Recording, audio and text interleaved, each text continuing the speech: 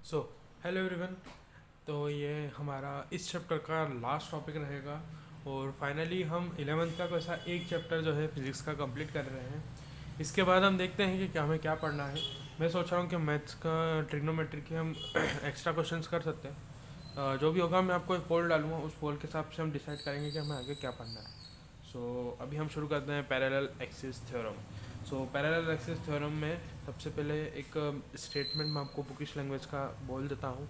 आप उसको जो है आपकी कॉपी के अंदर लिख लीजिए। स्टेटमेंट कुछ ऐसा है: the moment of inertia of a body about an axis is equals to its moment of inertia about the parallel axis through its center of mass plus product of mass of body and the square of perpendicular distance between the two parallel axes। Basically क्या होता है, यहाँ पर हम कोई सा एक laminar ले लेते हैं। लेमिनार वही मैंने आपको बताया था, 2D शेप का कोई सा भी एक लेमिनार, यानी 2D शेप बोले तो एक प्लेट लाइक स्ट्रक्चर। यहाँ पर हमने एक लेमिनार ले लिया है। यहाँ पर हमारा centre of mass, for example ये सेंटर ऑफ मास है। हमें सेंटर ऑफ मास की जो है पता है क्या, हमें पता है movement of inertia centre of mass का। हमने इसको नाम भी क्या दे देते हैं, सी एम, इस लाइन को, इस एक्सिस को। अब हमको क्या बोला है कि जो मूवमेंट ऑफ इनर्शिया, जब हम इसका पता है तो वो मूवमेंट ऑफ इनर्शिया बराबर होगा किसी एक पॉइंट पर जो कि पैरेलल होगा किसके, सेंटर ऑफ मास के। जो ये वाली एक्सिस है, इसका ही मोमेंट ऑफ इनर्शिया बराबर होगा किसके, सेंटर ऑफ मास के। अगेन बात ध्यान रखना कि ये क्या होनी चाहिए, इसकी पैरेलल होनी चाहिए, मतलब बिल्कुल पैरेलल डिस्टेंस है, नहीं ऐसा नहीं कि इधर से कोई डिस्टेंस है इधर से कोई डिस्टेंस है, नहीं। और जो परपेंडिकुलर एक्सिस थ्योरम है वो कहीं भी लग सकती है, पर जो पैरेलल एक्सिस थ्योरम है वो केवल सेंटर ऑफ मास से जो एक्सिस पास हो रही है उस वाले के ऊपर ही लग सकती है। बेसिकली यहाँ पर हम इसको मान लेते हैं डी, और यहाँ पर हम कोई सा एक मास अज्यूम कर लेते हैं एम, और उसकी जो इस सेंटर ऑफ मास का डिस्टेंस है वो हम क्या मान लेते हैं एक्स। इस पॉइंट को हम नाम दे देते हैं ए। इस जो है बोल सकते हैं इस एक्सिस को नाम देते हैं हम आर एस। अब बेसिकली हमको क्या करना है, यहाँ पर हम यहाँ पर बोलते हैं कि हमें प्रूव क्या करना है। तो ये जो इनर्शिया मूवमेंट ऑफ इनर्शिया इस आर एस एक्सिस के, वो बराबर होगा किसके, एक तो सेंटर ऑफ मास से जो मूवमेंट ऑफ इनर्शिया है वो, प्लस जो जो है टोटल मास बॉडी का, ये जो पूरी बॉडी का टोटल मास है, यानी पूरी बॉडी का मास हम टोटल मान लेते हैं बड़ा एम, तो टोटल मास हो गया बड़ा एम। और उस पॉइंट की डिस्टेंस कहाँ से, बिल्कुल ये वाली एक्सिस से ये वाली डिस्टेंस, तो ये वाली डिस्टेंस हमने क्या रखी है डी, तो उसका स्क्वायर। ये हमें क्या करना है, प्रूफ। अब बेसिकली हम क्या कर लेते हैं कि जो ये मूवमेंट ऑफ इनर्शिया है इसको हम लिख सकते हैं क्या, कि सम ऑफ एम एक्स स्क्वायर। इस वाले पॉइंट से हम सारे डिस्टेंस काउंट करेंगे, ठीक है। इससे इसकी डिस्टेंस है एक्स। जो हमारा मोमेंट ऑफ इनर्शिया का फार्मूला क्या होता है, M I R I square, ठीक है। ये वाला फार्मूला होता है, तो हमने इस m की जगह पर ये वाला m लिख लिया है, ये जो इस वाले पॉइंट का मास है, और एक्स स्क्वायर ये वाली डिस्टेंस। तो ये हमारा क्या हो गया, मोमेंट ऑफ इनर्शिया अक्रॉस जो बोल सकते हैं हम सेंटर ऑफ मास वाली एक्सिस का। अब ऐसे ये वाली एक्सिस का मोमेंट ऑफ इनर्शिया निकालना है, तो मोमेंट ऑफ इनर्शिया वाली एक्सिस का कैसे निकलेगा, एक तो समेशन m मतलब जो मास है वो, और डिस्टेंस, तो डिस्टेंस अब इस वाले पॉइंट से कैसी है, तो x प्लस डी, तो x प्लस डी का होल स्क्वायर, क्योंकि इसके ऊपर क्या होता है, स्क्वायर होता है, इसलिए हम यहाँ पे क्या लिख रहे हैं, x प्लस डी का स्क्वायर।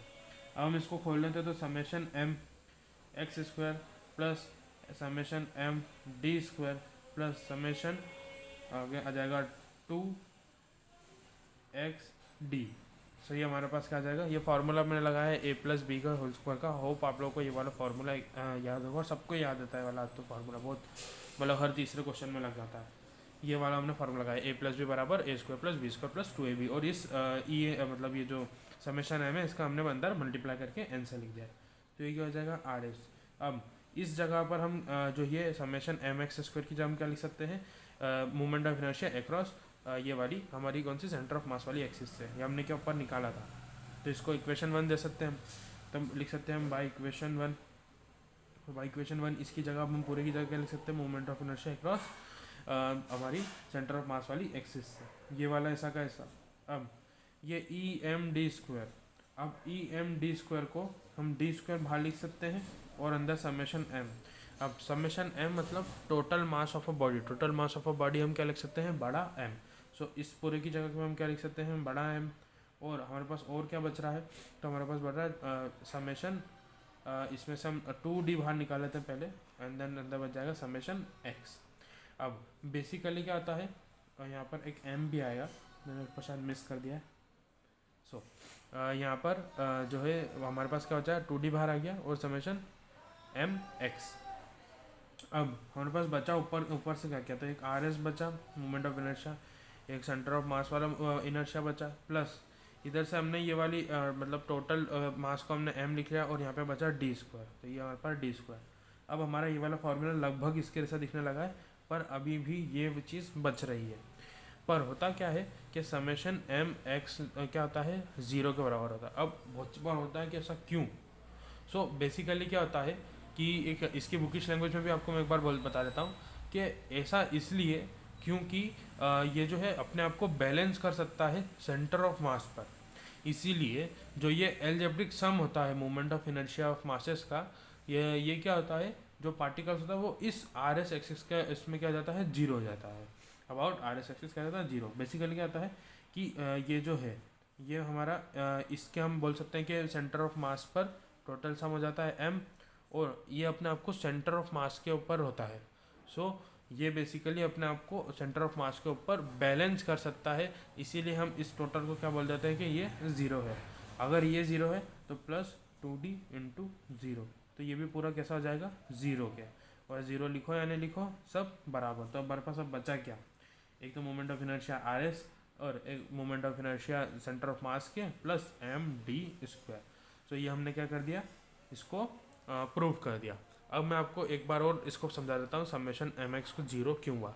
तो अब एक्चुअल डेफिनेशन ये है कि this is because a body can balance it self about it centre of mass, so the algebraic sum of a moment of inertia of mass of the all its particle about the axis rs is zero. So ये हमारा क्या हो जाएगा, parallel axis theorem का पूरा proof. आप इसका screenshot लिख सकते हैं और हम मिलते हैं अब एक नए चैप्टर के साथ नेक्स्ट वीडियो में। Thank you very much.